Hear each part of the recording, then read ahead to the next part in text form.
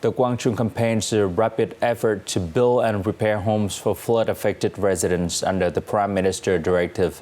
It is being rolled down across central provinces with urgencies and determination.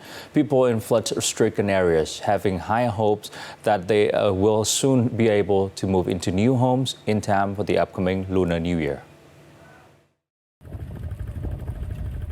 In Hoa Thịnh Commune, a flood-prone area of Đắk Lắk province, military personnel have been deployed in recent days. 12 units with more than 950 officers and soldiers are rebuilding 76 homes that were completely destroyed by the floods. Dang could not hide his emotion as officers from Military Region 5 worked around the clock to finish his family's home as soon as possible.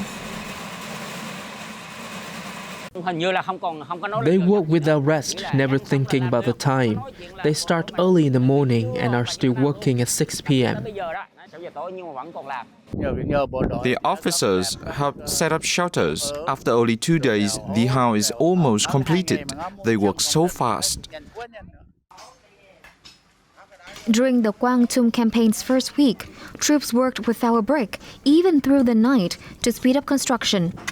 In Hue City, residents are receiving support to rebuild, including $7,500 for completely collapsed houses and $6,800 for severely damaged ones.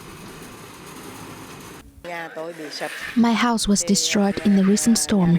Now the state is helping me build a new one. I'm so grateful. We have deployed over 5,100 officers and soldiers to 3 provinces, along with more than 300 vehicles and thousands of tools. All resources are provided by the army. As of the afternoon of December 7th, in the South Central region, troops had laid foundations for 238 out of 401 houses.